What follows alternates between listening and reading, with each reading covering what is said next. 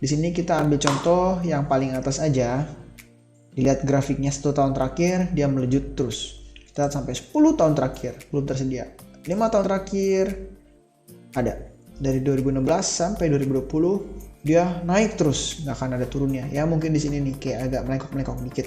Mungkin inilah yang menjadi drawdown dia di 5 tahun terakhir. Drawdown itu apa sih? Kalian bisa tinggal klik aja di sini. Adalah indikator resiko penurunan dari suatu reksadana selama jangka waktu tertentu. Berarti dalam 5 tahun ini ya ada indikator resikonya sebanyak 0,13%. Di sini ada expense ratio juga. Nah, ini itu adalah beban biasanya sih, beban rasio yang diberikan si investasi dalam mengelola si reksadana pasar uang ini.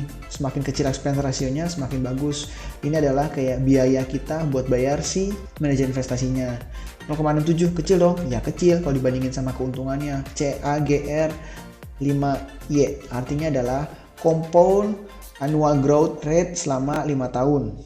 Nah, tingkat pertumbuhan rata-rata suatu reksadana selama jangka 5 tahun terakhir, rata-ratanya itu didapatkan di 7,15%. Yang dimana ini menurut gua lebih tinggi dibandingkan deposito biasa.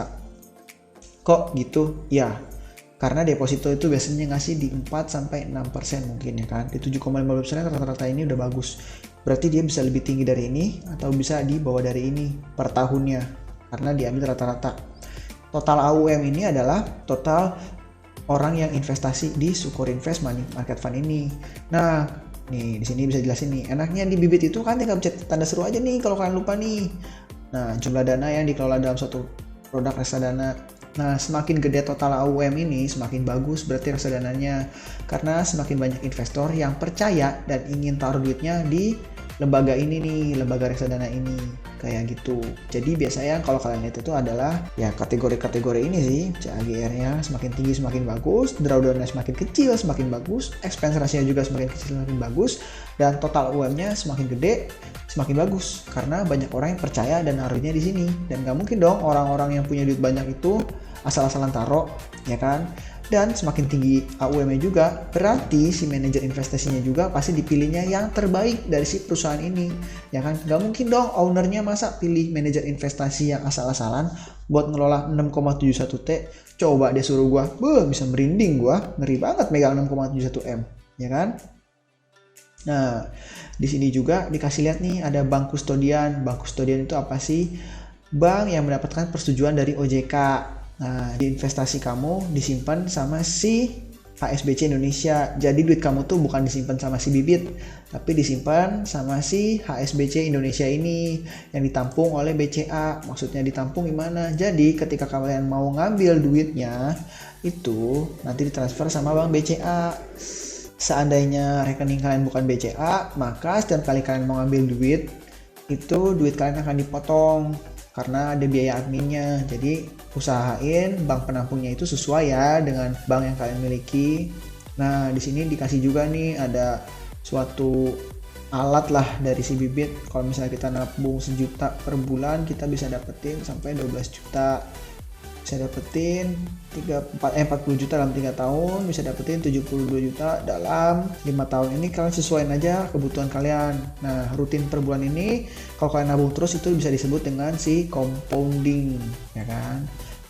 Beda dengan nabung sekali cuannya mah cuma dikit karena dia nggak berkembang, nggak seperti bola salju yang gue jelasin di awal yang kalian puter lama-lama gede banget kayak gitu. Di sini yang gue jelasin tadi nih alokasi asetnya nih ada deposito sama ada obligasi, ya kan? 45%-nya ini deposito, 54%-nya ini obligasi.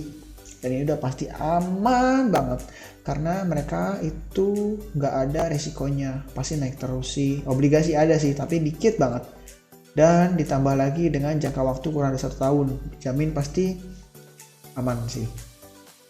Top holdingnya apa aja sih yang ada di Sukorinvest Money Market Fund ini yang dibeli sama mereka?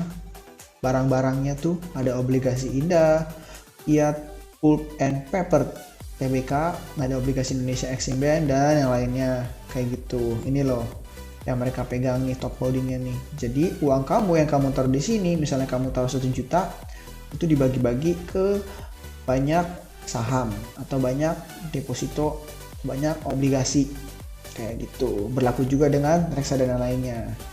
Nah, prospektus sendiri ini kalian bisa baca-baca, fun fact-nya itu ya fun fact-nya kayak biasa. Ini kalian bisa baca, kalian mengertiin, kalian analisis. Kalau nggak ngerti kayak biasa, ada Google. Semakin banyak kalian baca, semakin bagus. Ya gitu, ini gue nggak jelasin, next time aja gue jelasinnya karena lumayan panjang. Ini reksadana pasar uang.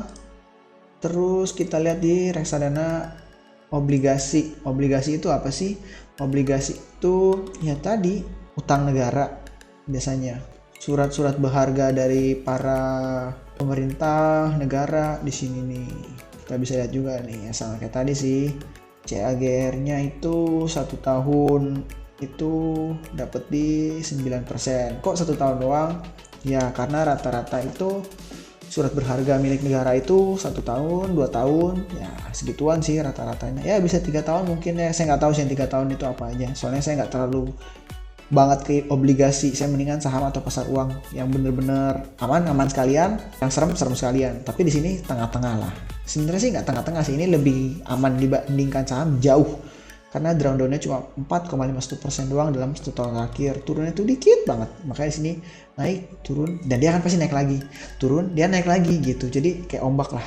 Dan pasti di ujung-ujungnya kalau kita tarik garis lurus ya sama aja naik gitu loh. Expense ratio-nya lumayan ya, 1,64%. Dan total AUM-nya itu 947,74 billion ya kan. Kayak gitu, ini yang tadi gue udah jelasin. Ini ada juga nih mirip-mirip kan. Udah 10 tahun dia. Alokasi asetnya nih bisa lihat. Dia berarti Manulife obligasi ini selain dia main di obligasi, dia ada juga di pasar uang sebanyak 14%. Mungkin ini buat dana cadangannya kali ya, biar nggak minus-minus banget. Kayak gitu sih. Top holdingnya nih bisa kalian baca nih. Nanti ada proposal fun fact sheet-nya nih.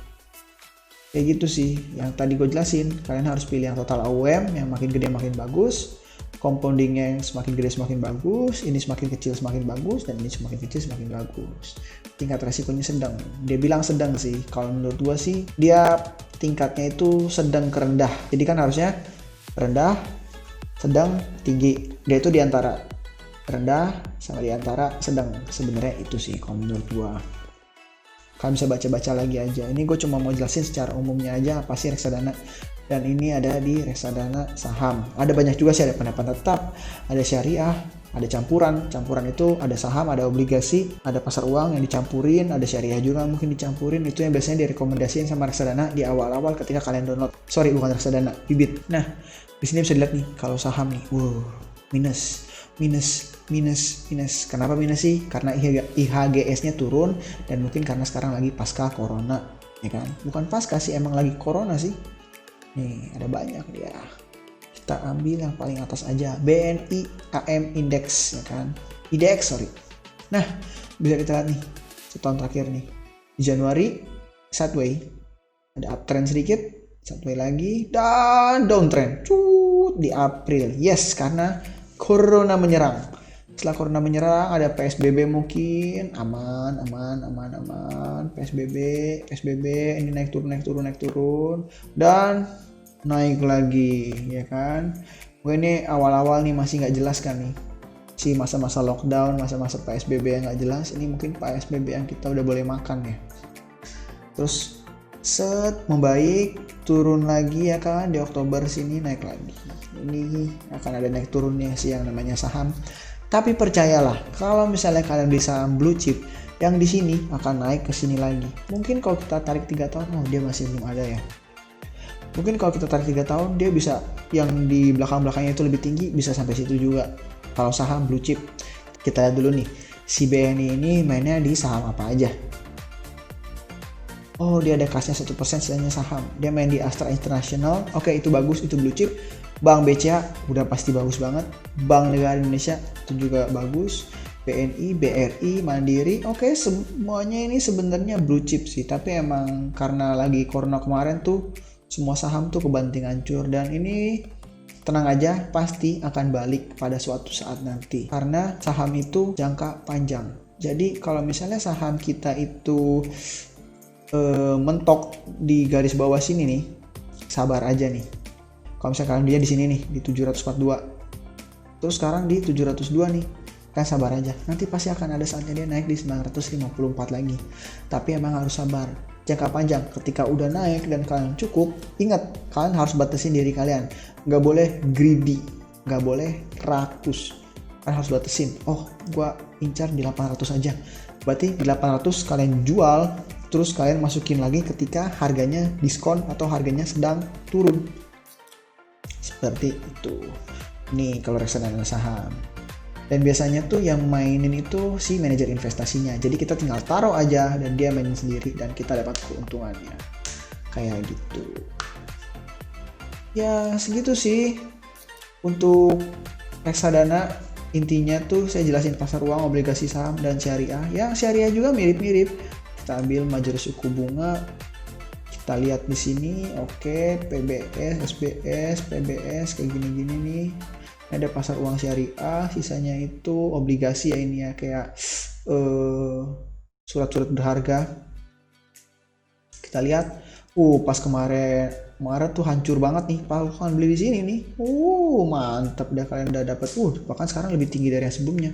Nah, ini bagus sih kalau dibeli nih, dan drawdownnya gede juga 5% ya, gara-gara di sini kali ya.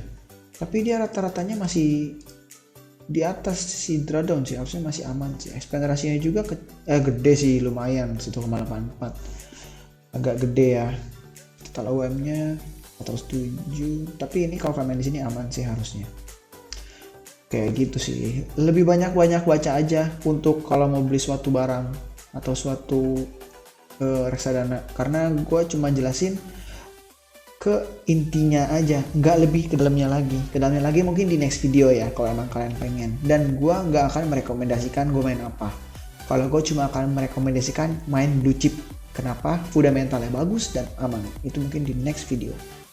So, sampai sini dulu untuk reksadana gue jelasinnya. Dan untuk kalian masih tanya-tanya, minimal berapa sih main di sini? 100.000 pun bisa kok. Tenang aja, karena di reksadana masing-masing tempatnya itu ada minimalnya. Kayak di sini minimal pilihannya 100.000, kan bisa 100.000 pun taruh di situ. Di sini berapa nih 100.000? Ada bahkan yang pas tuh 10.000 kalau nggak salah. Nah nih 10.000 ketemu nih di Manulife dan dia naik terus. Kalau kalian mau pengen belajar, pengen taruh duit, taruh aja 10.000, ya kan? Buat ngerasain aja, 10.000 ini bisa punya anak cucu ya, bisa berkembang ya. Kayak gitu. Jadi investasi itu gak harus gede. 10.000 per bulan pun kalau misalnya kalian rutin pasti akan jadi gede gitu. So sekian dulu untuk video kali ini. Kalau ada pertanyaan kalian bisa komen di bawah. Jangan lupa like, subscribe, dan share video ini karena share dari kalian sangat berguna untuk channel ini berkembang di kemudian hari. So see you in the next video. Bye bye. Thank you for watching.